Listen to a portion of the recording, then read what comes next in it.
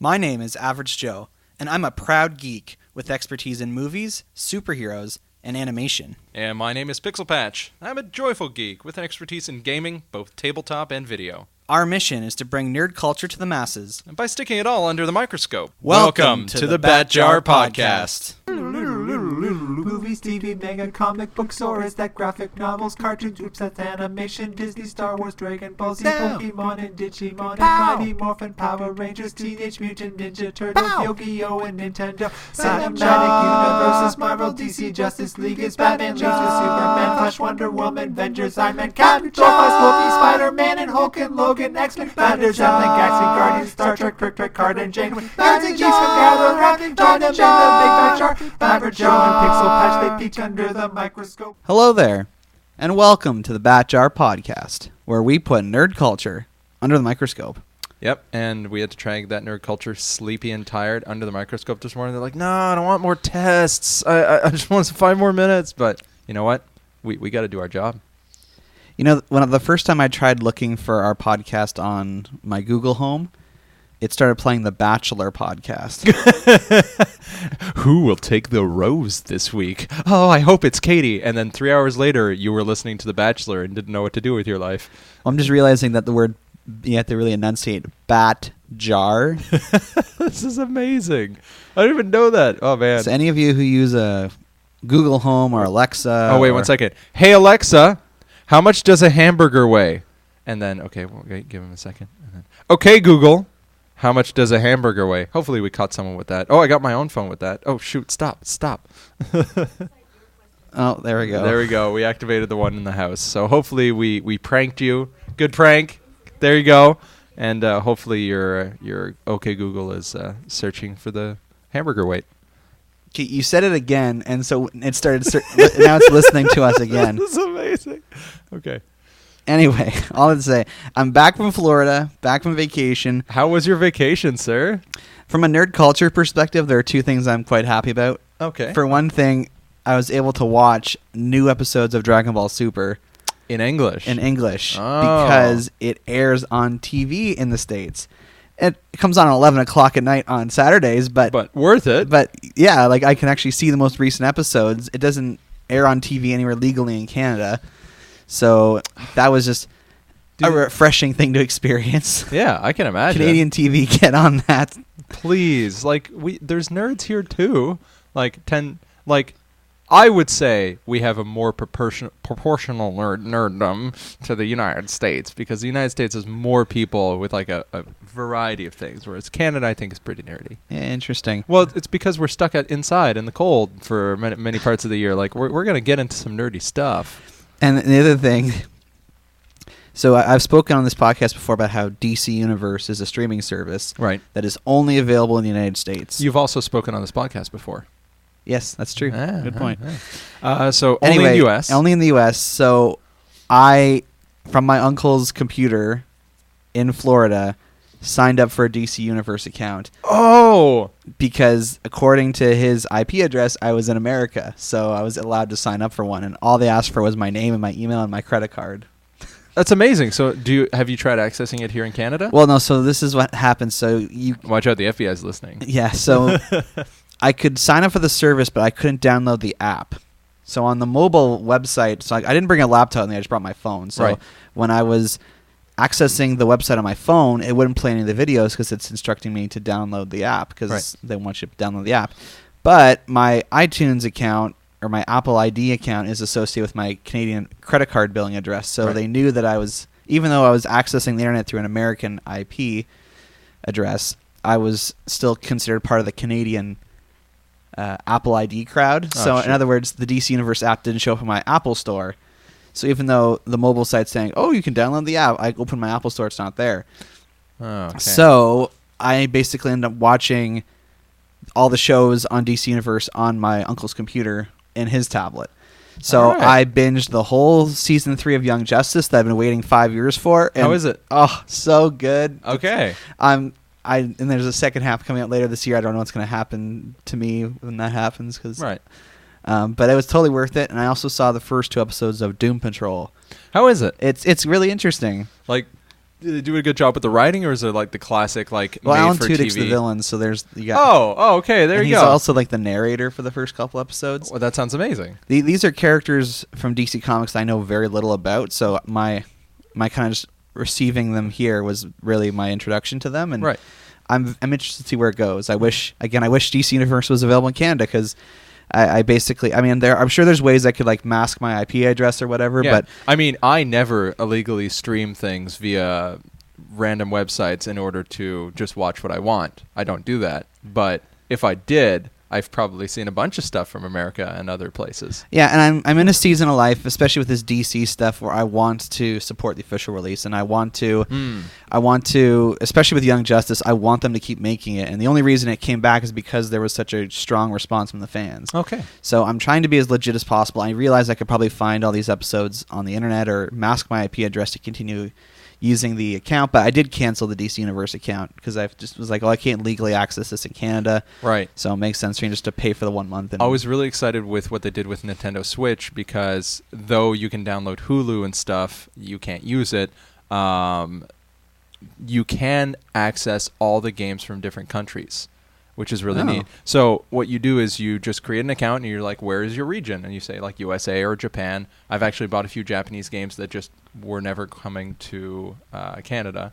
And it just gives you access to that country's electronic shop, which is great. Like there is a Japanese game called Treasure Hunters, and it's a 4-player adventure. It's probably not called Treasure Hunters in Japan. Okay, fine. But like, it's this 4-player adventure game that's very much like the MMORPGs that I used to play as a kid, but it's local co-op where you can just hang out with friends, go and fight monsters, and it's all I've ever wanted from a Nintendo Switch game, but it's never coming to America.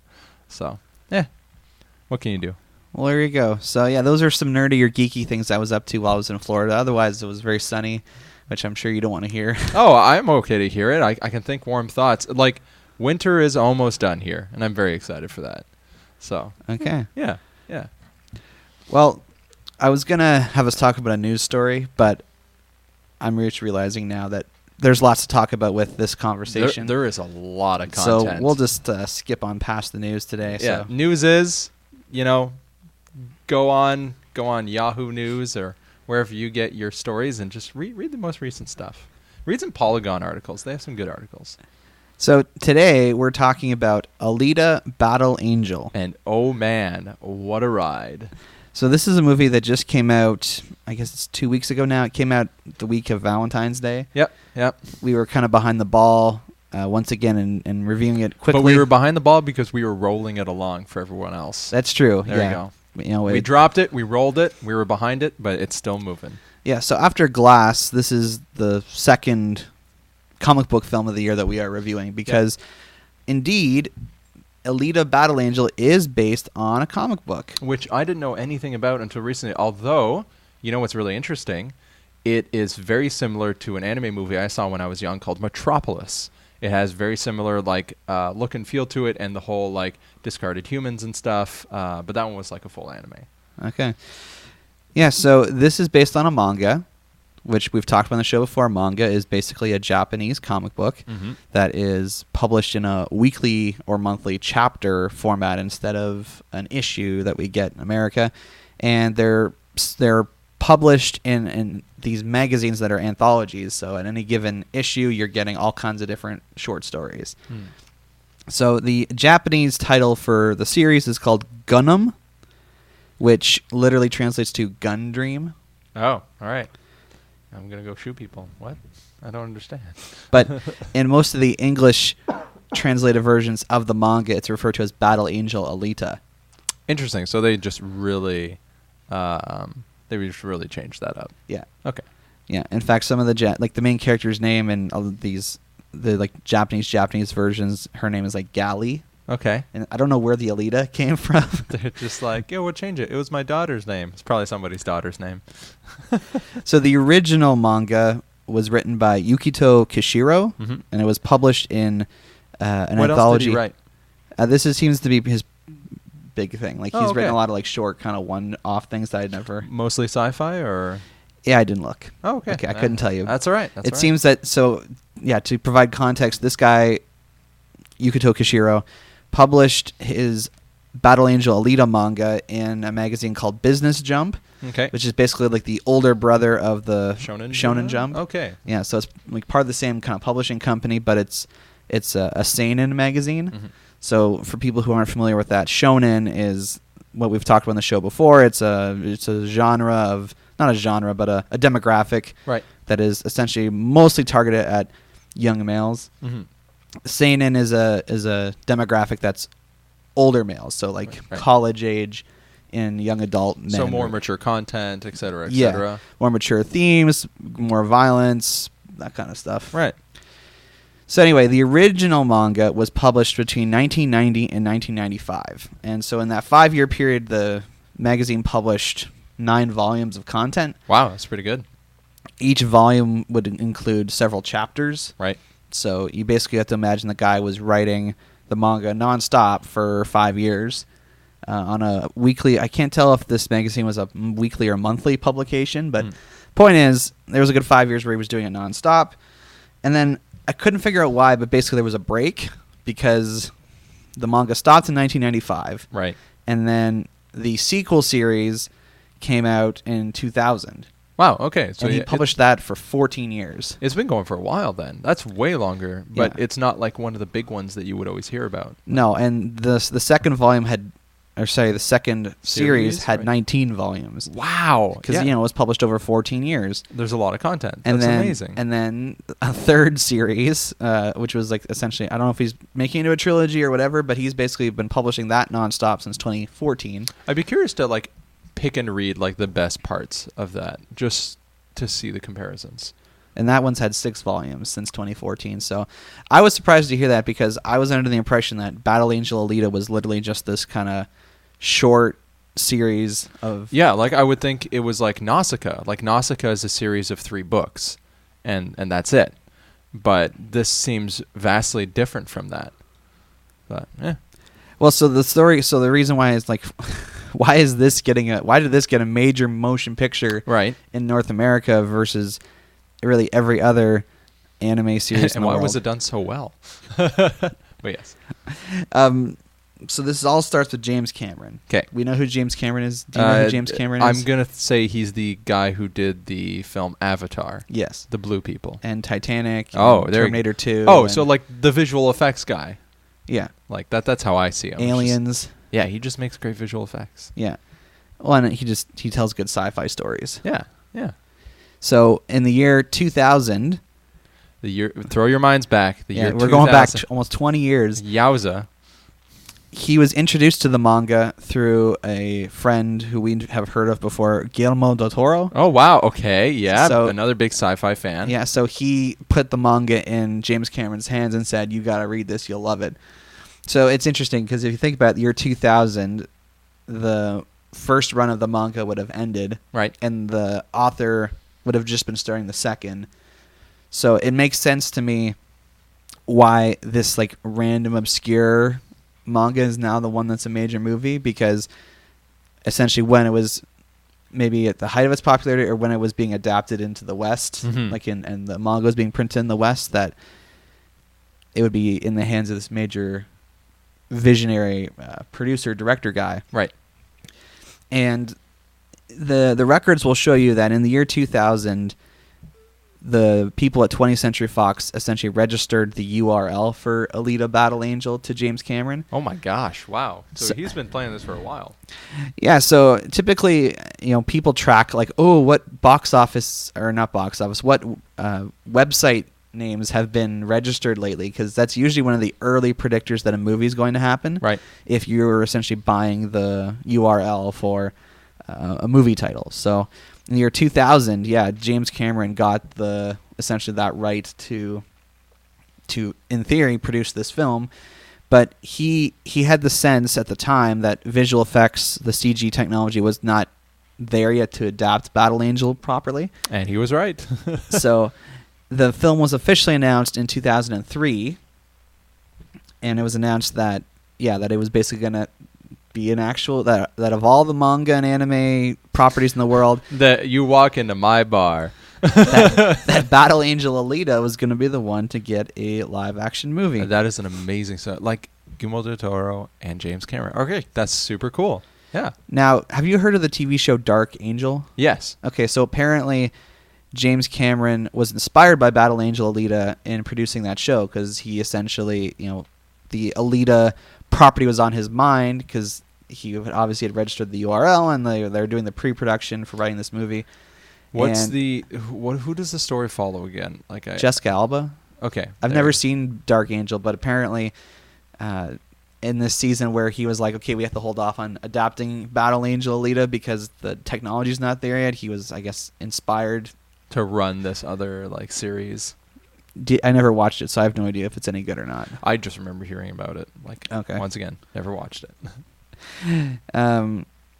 Yeah, and essentially, it was announced in 2003 that James Cameron was going to be writing it and producing it and involved with it. I don't know. I think he might have even been announced to be the original director.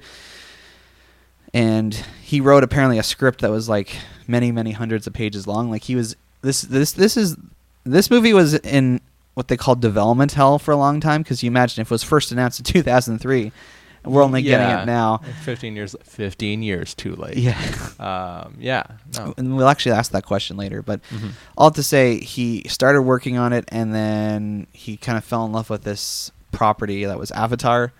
And he decided to essentially put aside working on Battle Angel for the sake of Avatar. I have yet to actually see the James Cameron Avatar movie. Well worth watching on a big TV.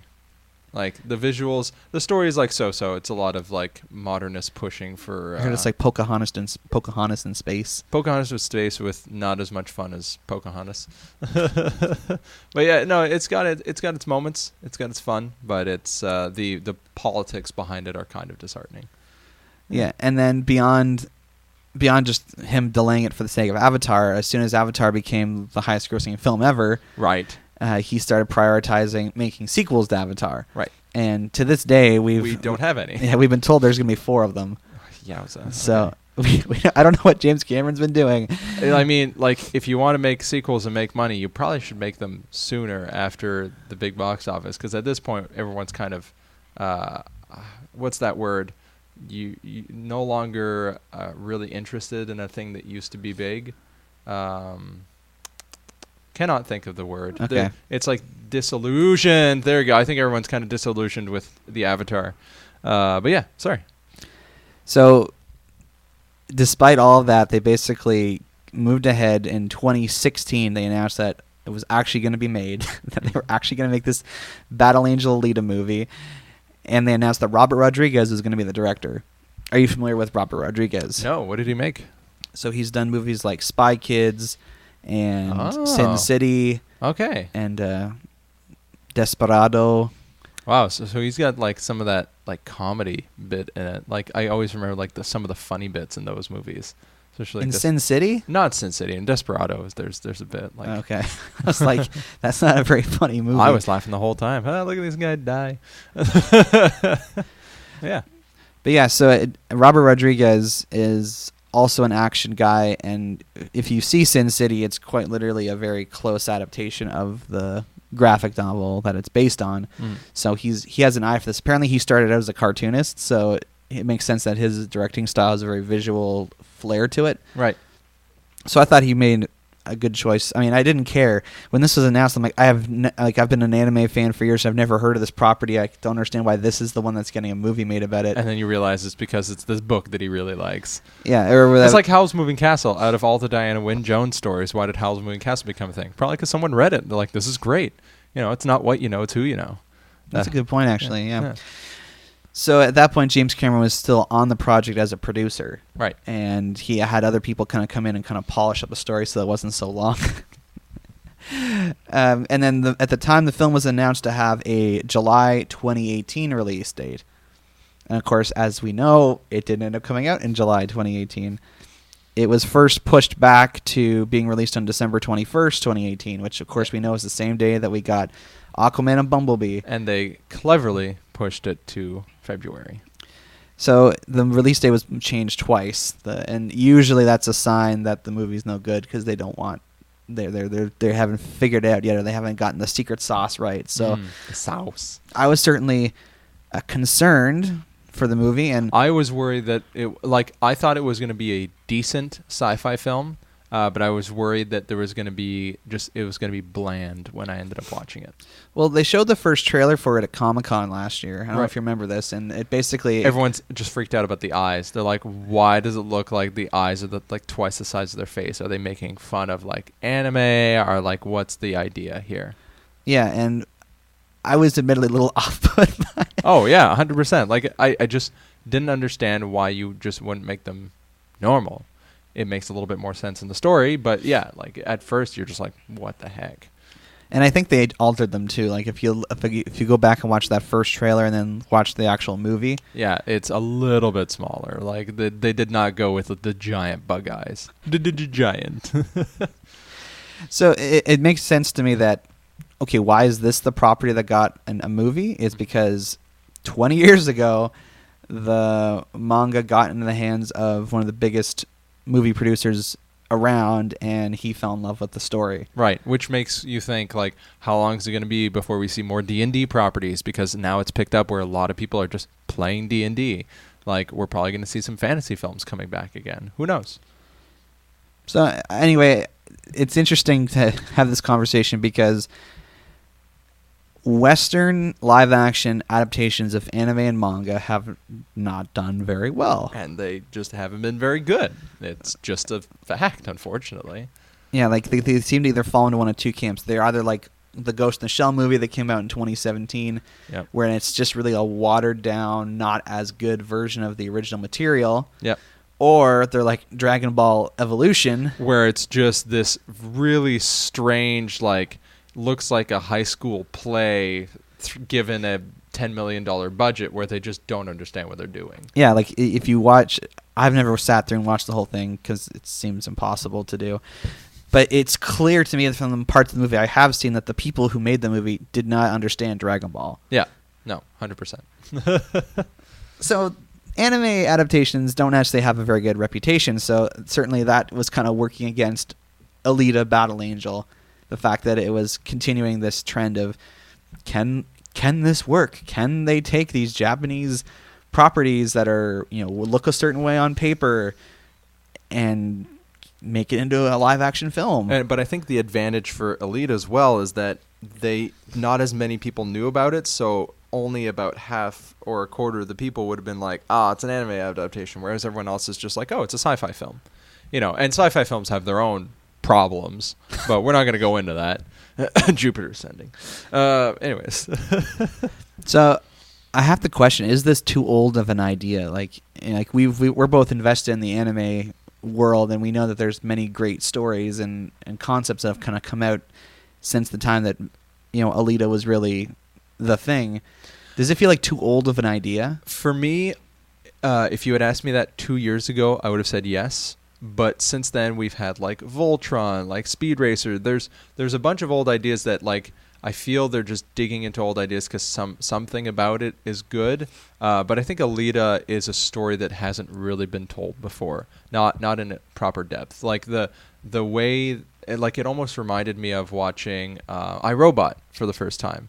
Like I just had this kind of fun sci-fi world to explore, and there was a bit more of like a story behind it than just there is technology kind of thing.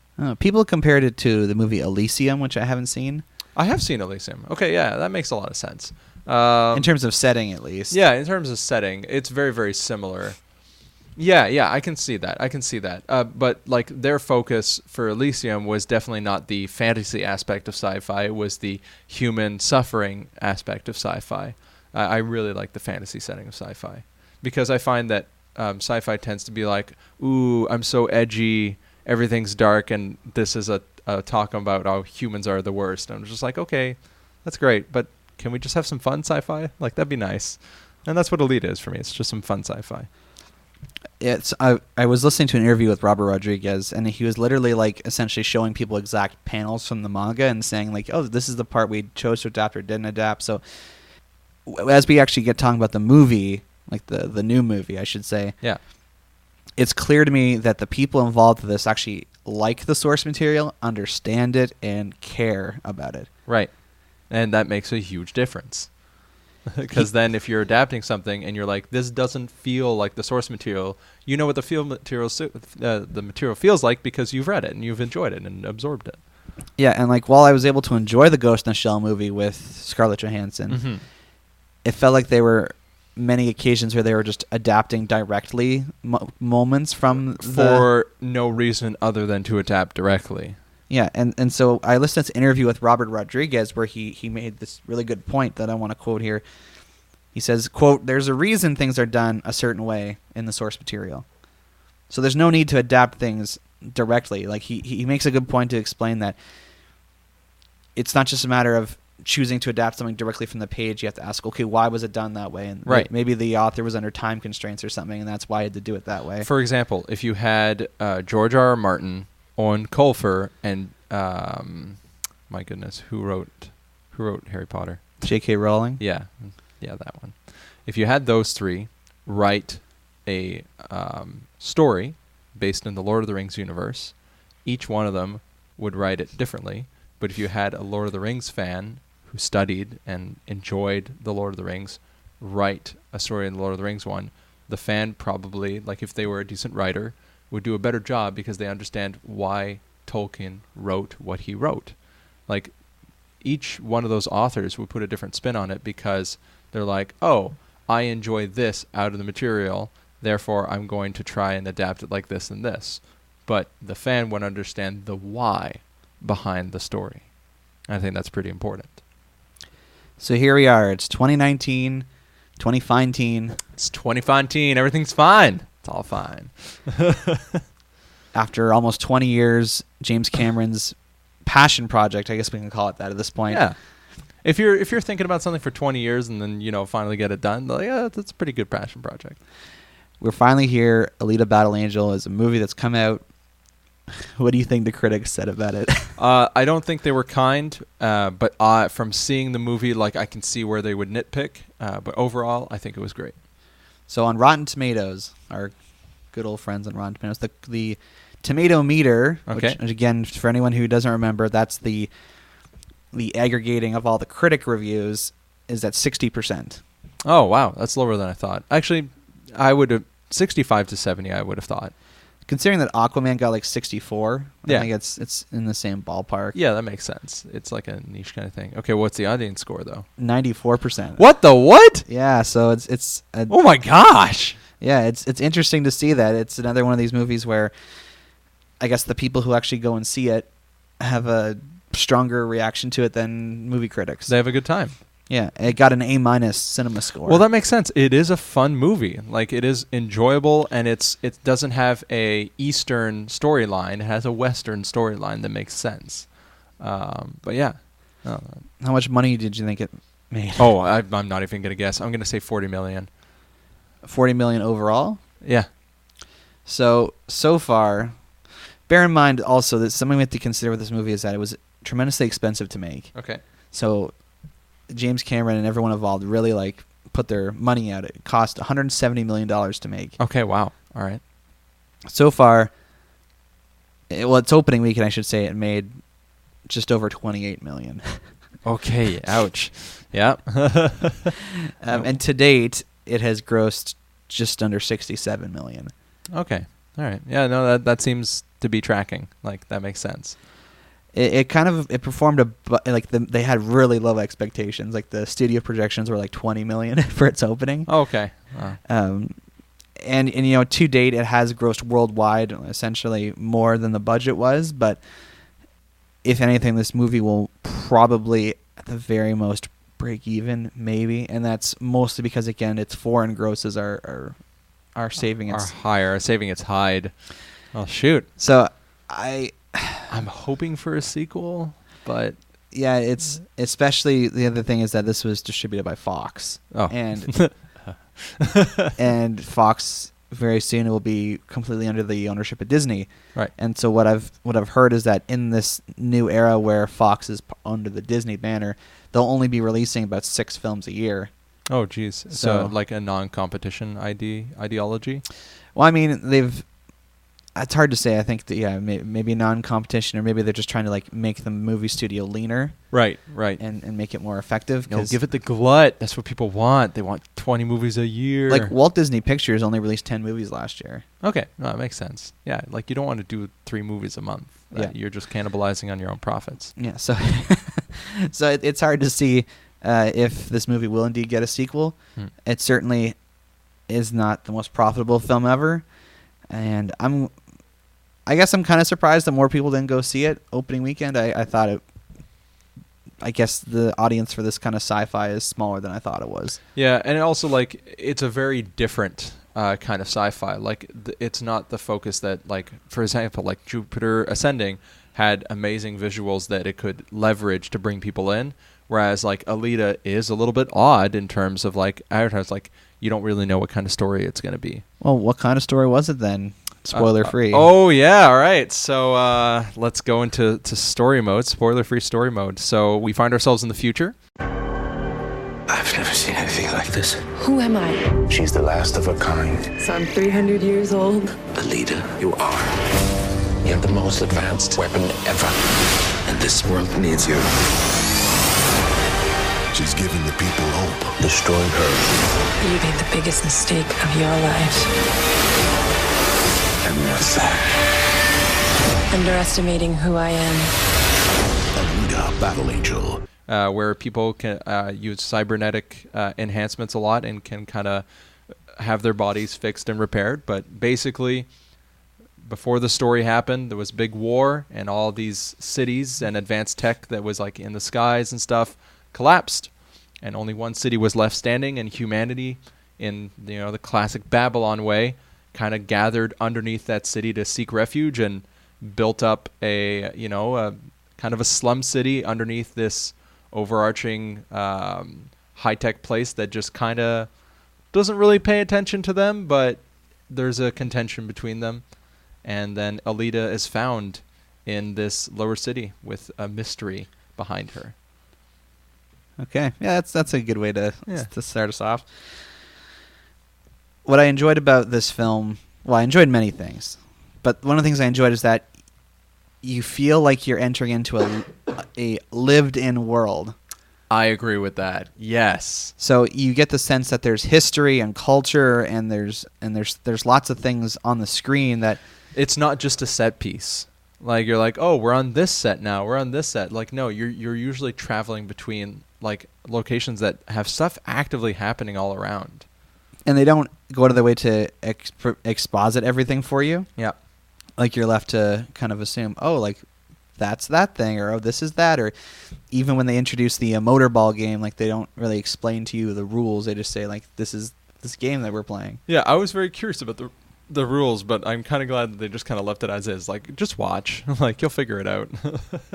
And I think that speaks to its background in manga, because manga, really any Japanese storytelling, the writers go out of their way to create these very detailed worlds. Right. So like discussing the rules of the world, how the power systems work, how the technology works. Full Metal Alchemist, like every single episode there's an explanation on how alchemy works. So yeah, no, that's 100% the case.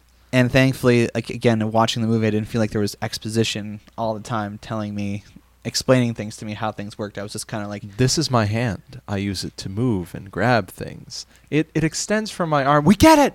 You have a hand. Yeah, like they never in the movie, they don't explain, why everyone's all of a sudden doing cybernetics or why everyone has robot parts all of a sudden, but you're just left to you observe, you see, oh, there's people walking around with robot parts, and that's kind of like the thing. Yeah, it's a show don't tell. Yeah, there's this culture of kind of bounty hunters that essentially become like a form of law enforcement, and you never.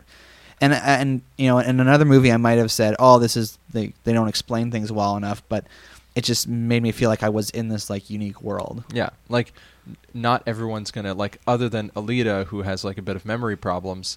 You're not gonna explain everything to someone who lives in your world. Like if you breathe air, you're not gonna explain to someone how to breathe air. It's just you just do it. Yeah, and so when Alita wakes up at the beginning of the movie, she has amnesia. She doesn't remember anything about herself, so she obviously becomes the entry point into this world for us because as she's learning about it, we're learning about it. Yeah. And this is a common trope in sci-fi. It's a common trope in anime. It's, it's either the person has amnesia or they're a transfer student. It seems. It's like, how do we introduce this whole world to the audience? What's your school like? Well, we need to have a character who essentially is brand new to the world. So yeah. Or you've moved in from out of town. It's like even movies like Footloose do things like that. Alita moved in from out of town. Yeah, that's true.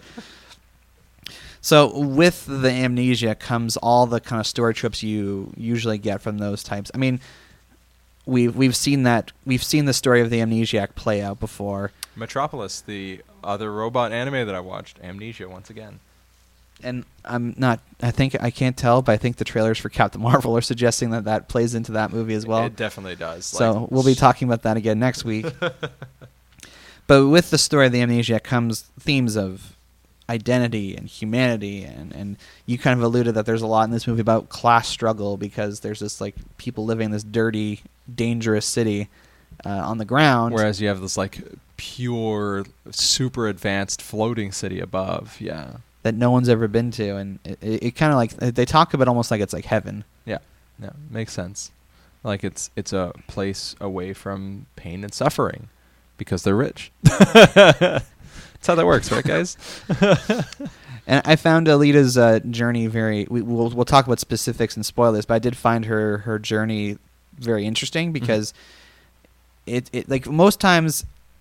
When you have an amnesiac as a main character, they go either one of two ways. Either they work really, really hard to find out their origin and like the details of who they were, or they just reject it entirely and essentially try to live a new life. Mm-hmm. And I found with her, there was kind of like a weird, almost like a balance between those. Because she enjoyed the world that she was in, but she also had the curiosity about who she had been. So yeah, and there's like a nature nurture. Yeah, that kind of comes out in that because there's things that are part of her nature about her biology, her technology. Yeah, like she's more aggressive. Like she's just like I'm going to do this and I'm going to do this, and that's based on who she is. Whereas she also, enjoys the people that she's learning around, and she doesn't let her aggressive nature take the better of her at all times. Yeah, and so she doesn't outright reject like the natural tendencies she has. She fully accepts them, but at the same time she's not so consumed with like learning all the details about who she is. And apparently even in the manga they're still like spelling out her whole origin. So wow, okay. So it's been if the movie hasn't the source hasn't figured it out, then it's okay for the movie to have some empty points. After watching the movie I was curious to see how it kind of compares to the source material. So okay. like how direct an adaptation it was. And although the manga's been going on for a long time, it's never really had much adaptation in anime. Okay. They did a 2-part OVA. Nice. So like that 90s. Short little movie kind of thing. Yeah, OVA stands for original video animation. So how we would think of it as like direct-to-video movies. Yeah. And I saw I found a version of it on YouTube, but the audio was out of sync, so I can only put up with about 10 minutes of it before I turned it off. Nice. But there are moments that are literally ripped right out of at least from the anime. I can't say if they're in the manga or not. Oh, right. And some of the weapons, some of the worlds, some of the scenes, I was like, wow, this is like shot for shot. Like Christoph Waltz is in this movie. Right. And he has a weapon that I thought was really impractical and kind of silly looking when he pulls it out. But it's exactly how it is in the original material. So I was like, all right, well. I was hoping that weapon would move faster than it did. Like I was assuming he was going to use it like the fulcrum on a scythe. You just stick your hand in the middle and start spinning the damn thing with like using. I'm not going to ask how you know so much about scythes, but I've been listening to a lot of D&D where one of the guys uses a scythe. Okay. And they're like, if you become a weapon fighter, it's the same thing as becoming a pole fighter. You have a balance point on a weapon, and if it's an unwieldy weapon, you want to be moving quickly in order to overwhelm an opponent. Oh. So, like, if you have something with a jet on it, you probably should be moving as fast as humanly possible in order to get that heavy point of impact to actually do something. Yeah, so in terms of visuals, there are a lot of moments that are direct homages to the source material. Story-wise, we'll talk about the differences in spoilers. Right. But I don't know. Did it sounds like you were able to enjoy this movie despite the fact that it does a lot of stuff we've seen before in terms of sci-fi world, class struggle, robots with questioning their identity. Right. Like I think there was. I enjoyed everything, and there's 2 points of contention for me. There were some script lines where I was just like, well, that's very flat and that's very stereotypical. Like she falls in love with the first boy she sees. Like it's kind of one of those like, yes, you have to move the story along, but okay, come on, let's slow this down for like literally give me 5 extra minutes of exposition here. And then there's just some like situations that were very abruptly like, oh, this person is here and this is happening. But other than that, like I enjoyed a little bit of the like diversions. I enjoyed the lead up and like the stories. And then one other thing, they didn't focus enough on the fact like, so there's a lot of cyborgs, and you know you can replace your whole body as long as you still got your spine and your brain. You're good to go. That to a normal human being would cause a massive amount of psychological issues. And they didn't really address that. Like, there was a little bit of it in one of the hunters, this like big guy who just is a bit crazy because he just keeps on moving from body to body. But it was never really addressed that, you know, transhumanism. Like, if you are constantly being replaced and don't have a sense of self because your body's constantly new, like Alita, it goes a little bit into that. But you can see people easily losing part of their identity and losing their minds, and it wasn't really addressed, and I wish it would have been. Interesting. Yeah. Well, we gotta talk about the visual effects. Yeah. Oh man. Oh buddy. That budget went somewhere. Yeah, and it was like, you know, in how I said in Aquaman, there was one point where I was like, I knew how they had done that effect. And I was like, oh, that actually. I enjoyed this whole movie through and through. Like the visuals, the fun, the amount of differing visuals. Like not everybody looked like they all had the same robot points. Like this guy has like a Mayan calendar cybernetics set up on his back. This one girl has like a spot on her head with that's like venting air. Like there's all these different ways that they use the cybernetics instead of just being like robot parts. Yeah, I think there was maybe one moment where I felt like I was watching a video game cutscene where, you know, it was like one of the fight scenes where it's like all the characters are CG characters with maybe motion capture elements, but it felt like a cutscene out of a video game, and it kind of pulled me in. And it was nighttime too, so it was hard to see. So I was kind of pulled out of the experience in that moment. Mm-hmm. But generally, I didn't question that things were there, especially Alita herself. Amazing job. Like even with the big eyes, you get used to it after the first like minute. Yeah, and like the Rosa Salazar, who plays Alita, was essentially on set doing motion capture the whole time. So while her entire character is essentially CGI, it's a Gollum moment. Like there is an actor there doing the acting. Yeah, and I don't know. It wasn't. I never quite. It's not like Thanos, where I thought he was actually there. Like I was always aware of the fact that she wasn't actually there. Yeah, no. Like Thanos was definitely a better CGI character, and he also was more humanly proportioned. So like I think her eyes, which is the main human connection you have to people, don't allow you to fully enter into the theater of it.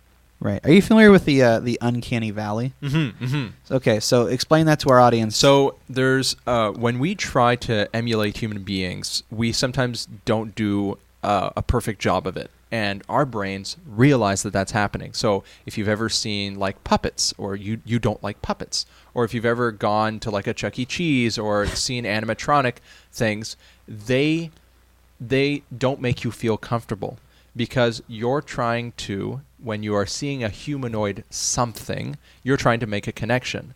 However, if that thing is not created well, so in some CGI movies where they don't quite get the eyes or they don't quite get the movements, you know something is wrong. Your brain is still trying to make a connection to that thing, and your body's just like, no, don't do that. That's the uncanny valley. Right. So this often applies to movies because characters that are created with CG, they look almost real, but then there's something that that just stops you from fully accepting them.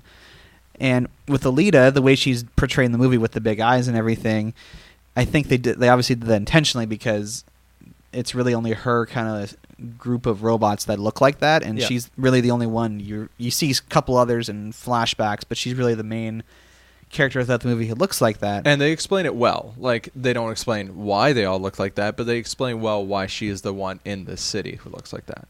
Yeah, so it's like they wanted you to live. It's like to remind you that this isn't an actual human being, that she is indeed some kind of like cybernetic creation as opposed to a full-on human like the other actors. And I find they did it better with her than they did with Major from Ghost in the Shell. Like, Ghost in the Shell is just her acting as Major, and you don't really always get the sense that she's part robot. Whereas with Alita, you definitely get that sense, maybe a bit too much.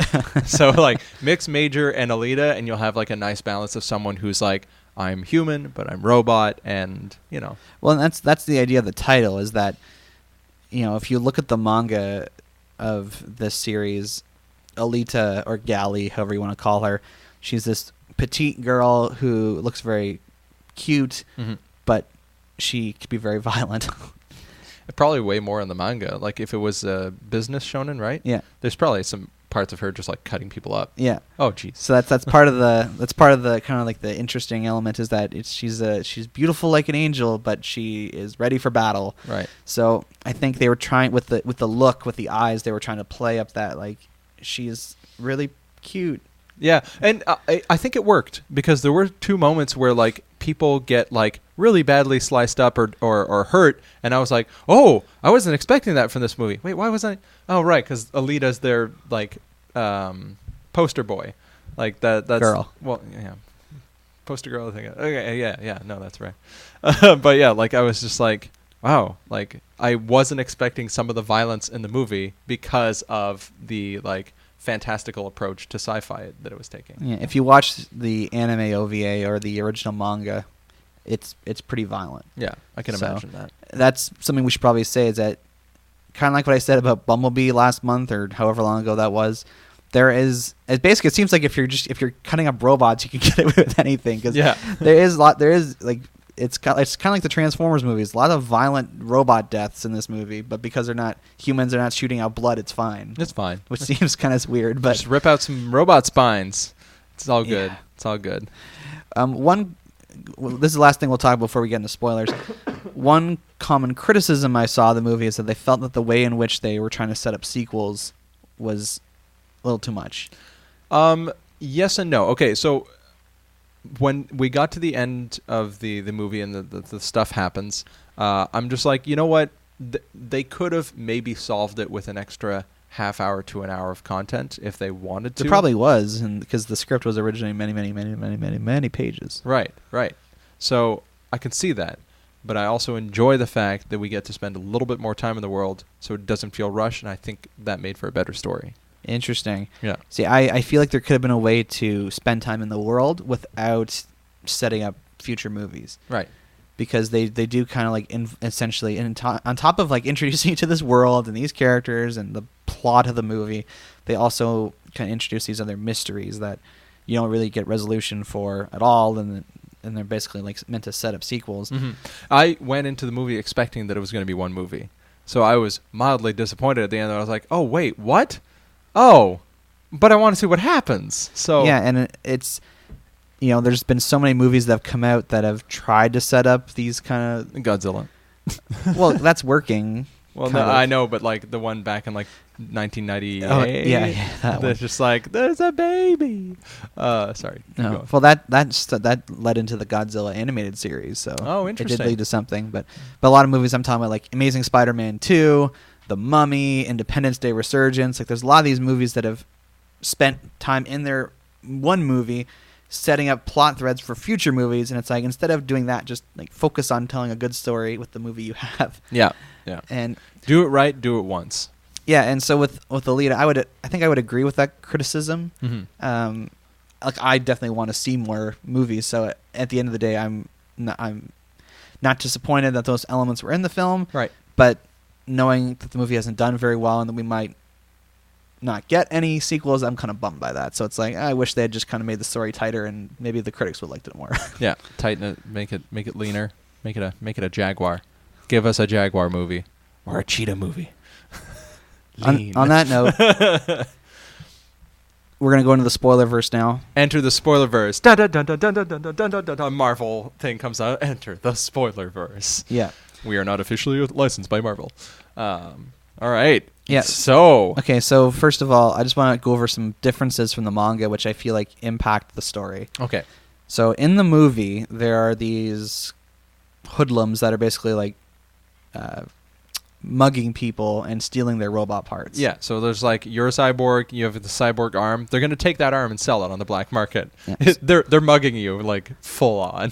And we find out fairly early on that the love interest Hugo is involved with this. Mm-hmm. And so it becomes like a conflict throughout the story for him. It's like, oh, like, how do I tell Alita about this? Or how do I... Just like, because he sees the difference between normal human beings and cybernetically enhanced. Like, there's enough normal humans around for there to be a, like, kind of a caste difference between them.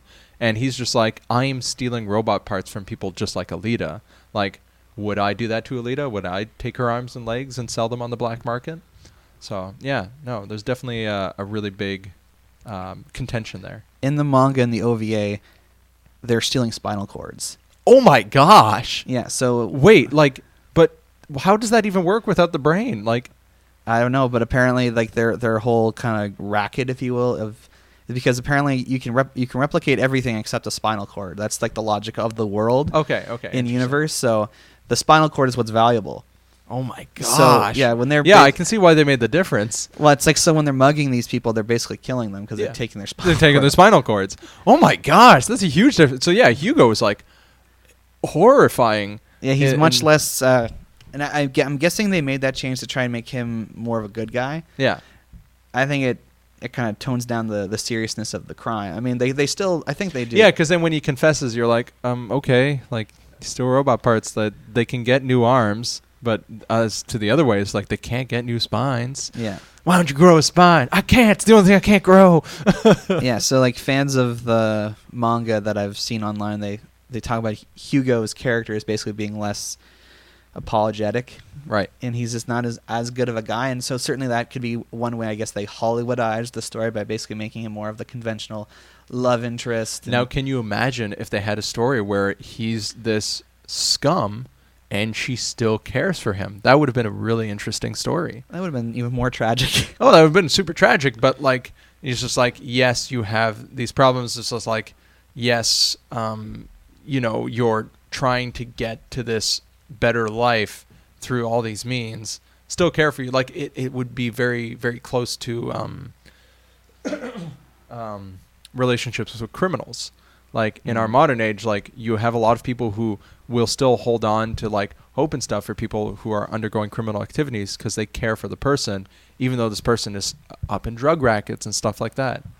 That would have been... I think that would have been a better story, but they went with the more conventional kind of like he almost feels like an Aladdin type, like the kind of street rat who's just doing whatever he can to get by. Street rat. Arm rip. Take that. I'm selling this. Yeah, basically. And the storyline that is shown in the film for him, like his eventual death and then resurrection as a cyborg, And then death and again. then death again. Like that is all in the original source material, except it's a little more tragic because basically when he finds himself on a robot body, he like freaks out. He freaks out? Okay. And so like in this movie, he has a reaction, but it's not as intense. He basically like he gets up and runs away because of the robot body in the original story. Right. And so it's even more tragic because she basically goes out of her way to like, in a way give her heart to him so that he can survive. Yeah. And then he dies anyway. Ah, man. Yeah, no, that was a really tough one. I was not expecting him to die twice. Like when he got stabbed, I was just like, okay, well, that... The bulk of the story of the movie adapts the first 2 volumes of the manga. Okay. There is no motorball in those volumes. And they just had that in because they're like, we want this. Yeah, we so want that it was in volumes 3 and 4 apparently. So and where she's trying to get to Elysium. I'm just going to say Elysium because I can't remember the name of Xantar. Yeah, I don't remember. Xanax. Wasn't it Salem? Yeah. In the movie, I think they call it Salem. Whatever, whichever trial she has to go through. But point is, like the storyline that ends with Hugo falling off the wire. That's like the end of volume 2. Okay. And so everything in the movie that includes Motorball was like taken from later in the Alita story because apparently James Cameron really liked Motorball. That was one of the things he really liked It's about like, the this is manga. awesome. I love this. Yeah. I wasn't too crazy about the motorball. Like, you never actually, like, once they get to the professional stage, it's really just becomes a giant death race. It doesn't actually. Like, I was hoping there'd be a few more rules where you could score points throughout. So, like, scoring points and surviving becomes, like, I'm a big board gamer, right? I like the rules to work together into a nice game. So it'd be nice if it was like Quidditch, you can score points and do... Quidditch is a broken game. Oh, it's a horribly broken game, but that's not the point. Like, you can score points and do things throughout while other things are happening. So, like, with Murder Ball, you can score points and do things as, like, do tricks and, like, hit things with the ball in your possession and score points for having it in your possession during the race and survive would have been a fun way to do things. Yeah, some people complained about how much motorball was in the movie, but I didn't care. I just want more motorball. I think the whole movie. I definitely wouldn't have wanted more. All motorball. I was happy with what there was, and that was pretty much it. Yeah. Also, very interesting difference in the manga. It's Alita was the name of his cat, and so it's like so in the movie there's a scientist played by Christoph Waltz who essentially rescues Alita from this trash heap and then attaches her to the robot body that he had made for his daughter. Yeah, named Alita. Whereas in the manga, he attaches it to the robot body made for his cat. No, I'm kidding. Like, I know. But the whole kind of like storyline that's in the movie about his daughter, not in the original source material. I enjoy how that change allowed the story of him building a body for her and all that stuff to flow a little bit better. Well, like the body was already so in the manga he builds the body for her, right? Whereas in the movie, the body's already there because he had built it for his daughter. Yeah, and he couldn't let go of it, and that kind of it is a really good choice, I think, in terms of story, because it gives him a reason to also like care for her and try to adopt him as his daughter and protect her from this world as he could not protect his daughter. But see, like that's the thing is like in the manga that whole story still plays out, except you don't have the kind of shoehorned in like, get it? He had a daughter and now he's trying to replace her with his new daughter. Like that whole story still plays out. It's just without that obvious. Hey, this is a thing. Yeah. Right. Okay, that makes sense. He still feels that need to protect her, and there's still this whole idea of I want to make sure that she doesn't turn into. So he gives her cat food. No, dang. So when I heard that, I was like, oh, that's very different because I too was very kind of drawn in by the story of the daughter, and it was like, oh, like this is interesting, and yeah, it's kind of sad that he's basically trying to replace his daughter with Alita, and she calls him out on it and everything. So I'm kind of I don't know how I feel about it. It's one of these situations where again it feels like the change made it more Hollywoody. It's like, oh, there's a tragic story involving his my parents were lost at sea. Sorry. That's a Thrilling Adventure Hour joke for any of our listeners out there. Go listen to the Thrilling Adventure Hour as well as this podcast. Yeah, and I don't know. Apparently the scientist Ito becomes a smaller and smaller character in the story as the manga goes on. Okay. So well, that makes sense. It's about Alita, right? Like he's just running his clinic and he doesn't really want to get caught up in this whole world-changing event. Yeah. But anyway, I don't know how to feel. I don't know how it wasn't done perfectly. There's ways that it could have been done better. But did you enjoy the story and did you get on board with like watching the movie? Oh yeah. All right. So but yes, Hollywood does Hollywood things, but they didn't completely destroy the story in the way that most anime adaptations have been done. You know what? That's true. And it was interesting, like the whole concept is like, is he trying to make Alita into his daughter? Mm-hmm. Because on one hand, he certainly is discouraging her from becoming more of the fighter. Yeah, and it's just like at one point there's this body that she finds her original body, and he's like, I am not going to connect you to this body. Like I'm never going to do that. And is that him holding on to her as his daughter, or is that him just not wanting to get her caught up? Because at that point, she's gotten into scraps. Like, he should have connected her at that point in order for her to defend herself. Because, like, the world is dangerous. Well, it was. I saw the movie with my cousin, and neither of us could tell if his intentions were truly altruistic, in that he knew like what she was and he knew where she came from and wanted to essentially keep her from being forced back into that lifestyle. Right. Or if he was truly going through the experience of trying to have his daughter again and wanted to do whatever he could to protect. Maybe it's a combination of both.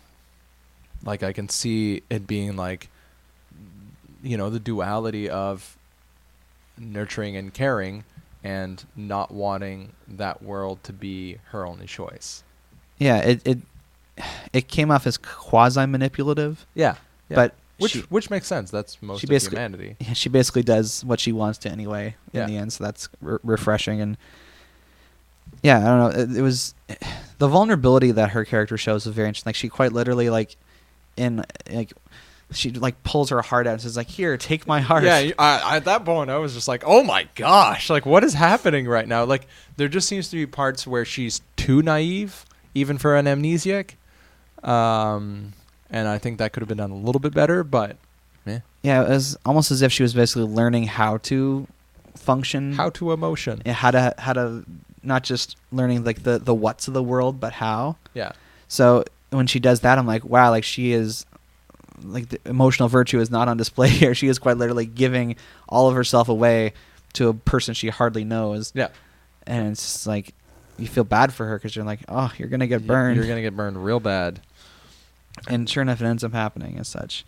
It was kind of cute, though, later in the story when she used quite in a way. Literally, like, used her heart to keep Hugo alive. Like, super, super neat. Like, really, really, really neat. But then it shows, like, kind of like in real life, sometimes, you put your heart out there. And it just doesn't work out. Yeah. Person Yeah. goes crazy, turns into a Robot. robot. And then it falls off a 10,000-story building.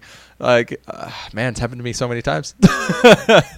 Those 10,000-story buildings really should have railings. Yeah. So there's a huge commentary on the whole nature versus nurture in this story, because we find out that she's basically a master of this ancient martial arts. Yeah, they're in sci-fi, they're berserkers, they're shock troops. You send in 10,000 of these, well trained. Like, it's a combination of the Spartan hoplites and the grunts, and it's a really weird thing that only works in sci-fi. We are going to mass produce super soldiers and just send them all in to fight. And then she's one of these. Yeah, and I think she's from Mars. Yeah. They're just like Martian colony with like advanced tech. Mars and Earth don't get along because when does Earth get along with anyone? And then, battle breaks out, and only city left standing is the one that humanity then clings to. Yeah, so it was just interesting because it's quite literally like it kind of brings in the whole chosen one element because, oh, I'm just some girl waking up. It's like, actually, no, like, you are a master of this martial art that no one knows about anymore, and only you can do these certain things. Only you can wield the Damascus blade. Yeah. I love the Damascus blade, by the way.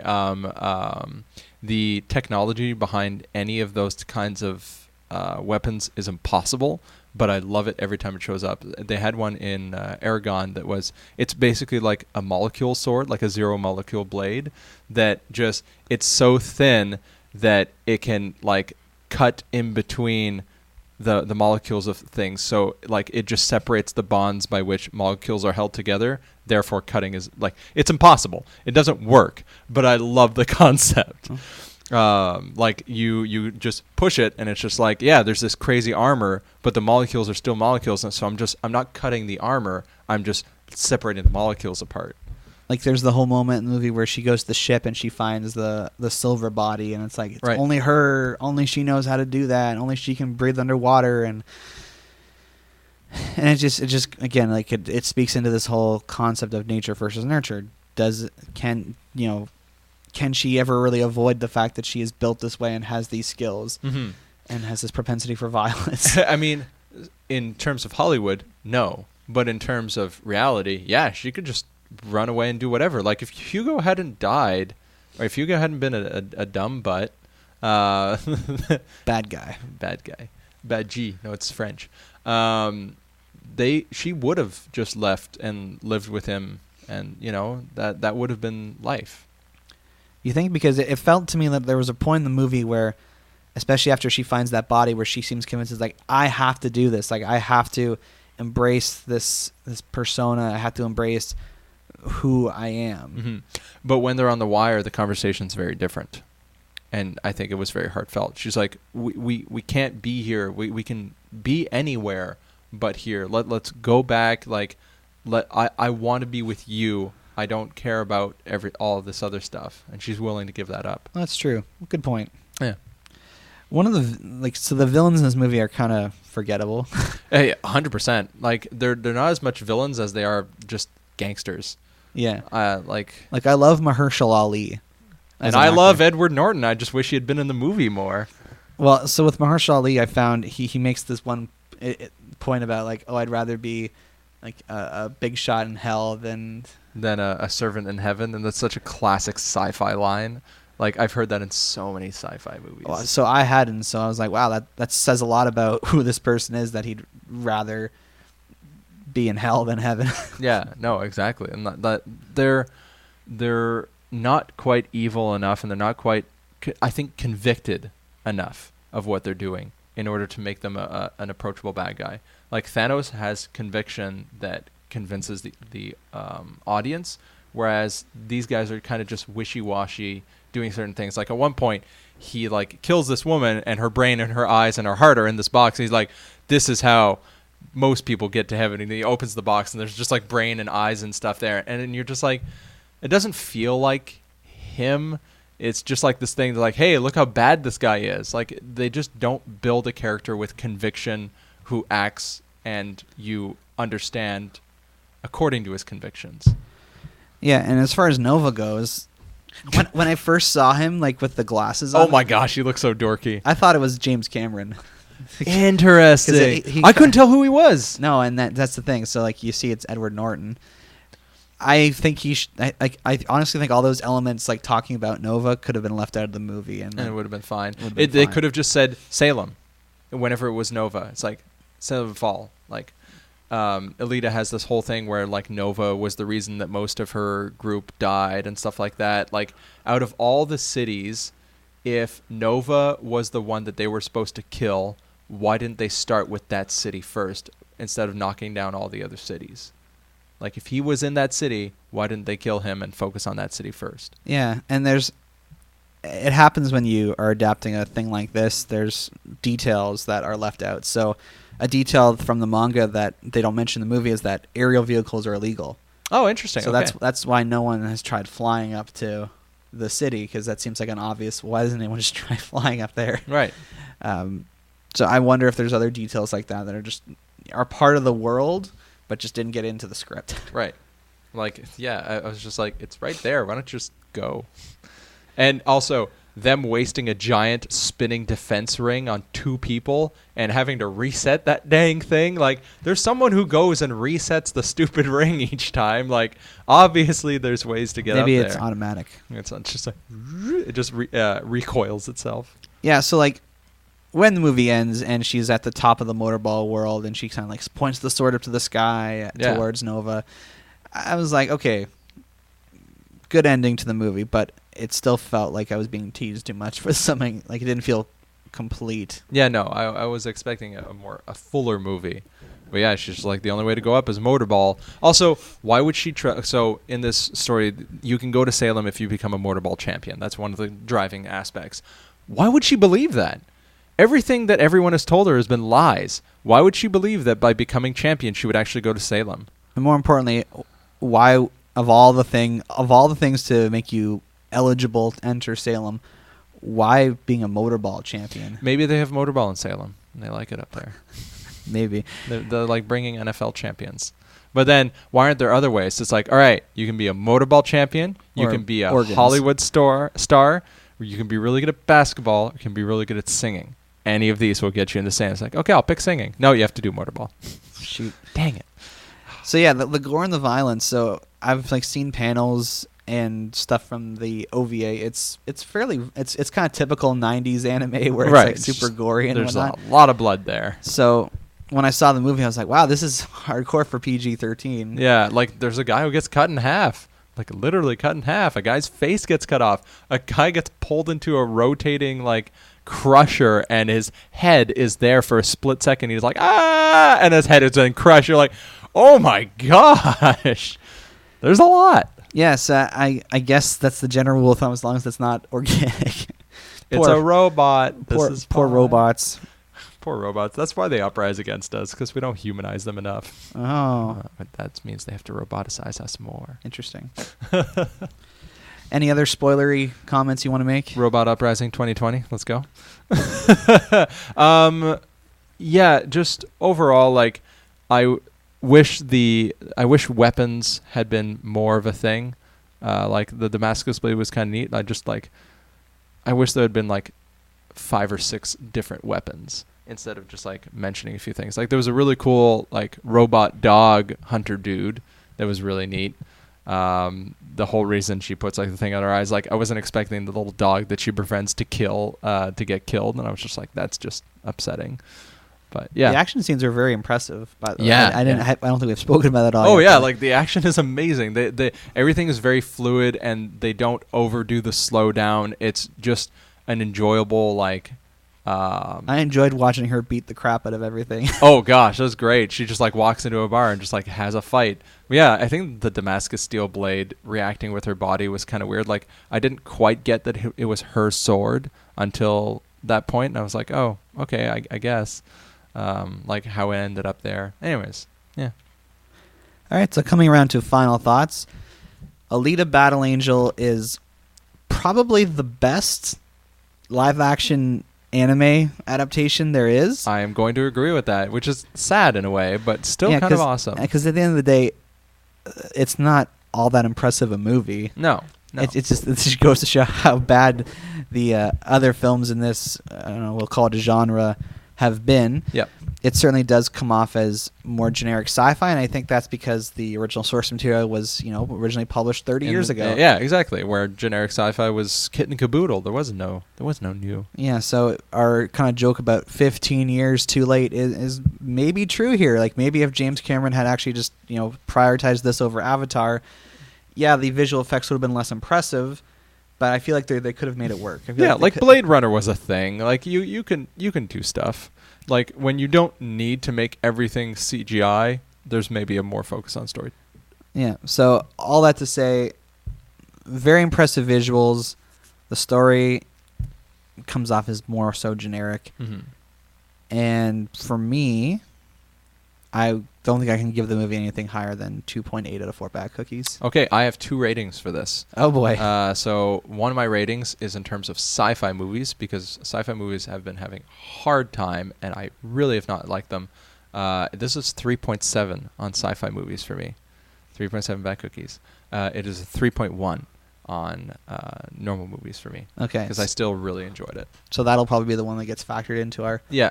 Our, But yeah, in terms of like sci-fi movies, that's a 3.7. Like 3.7, 3.8. It was a solid sci-fi movie. Because it undid the disappointment I had with Jupiter Ascending, which had very pretty visuals and just no content.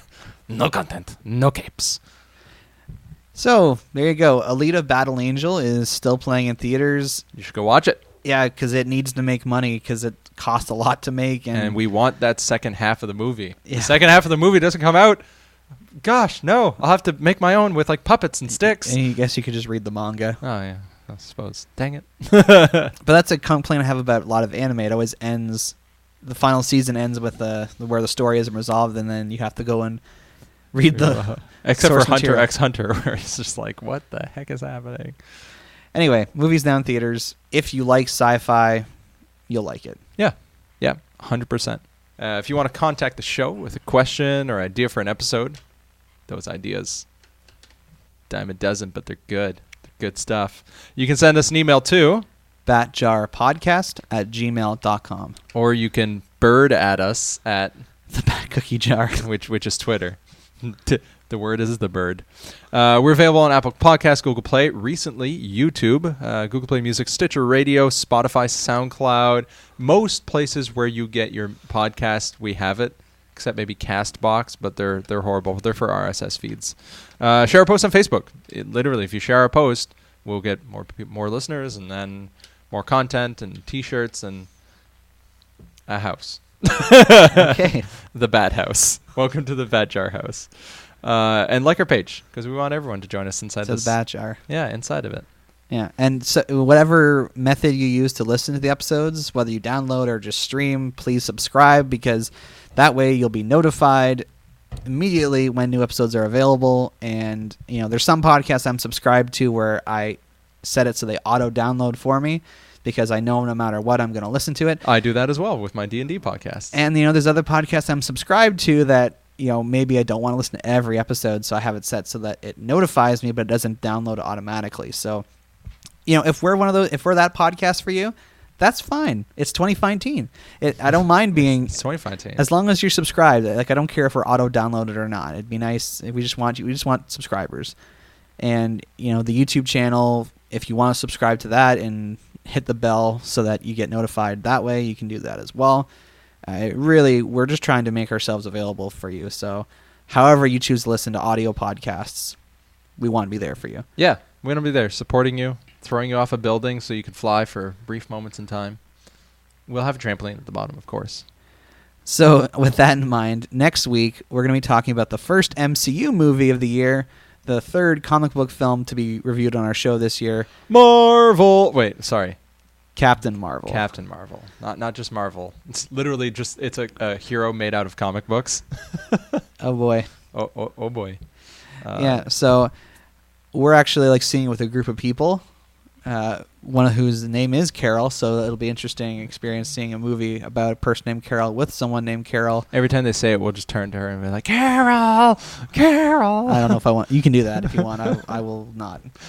Man. But so we're not going inside the Batch for a topic because Captain Marvel is obviously on the docket for next week. It is the hot topic, not the store. Which I've been to recently. Oh, nice. But I think the week after Captain Marvel will actually pull a topic out of the Batch. I don't think it's been a while. In the entire time that you've been a full-time host, I don't think we've actually pulled the topic out of the Batch Hour. It's going to be exciting stuff. So yeah, if you want your topic to conversation. possibly be chosen, send it in before the next 2 weeks. Yeah. So there you go. So come back to the Batch Hour podcast next week when we talk about Captain Marvel. Mm-hmm. Marvelous. And until that time, I'm Average Joe. I'm Pixel Patch. Catch you on the flip side. 1 pixel at a time.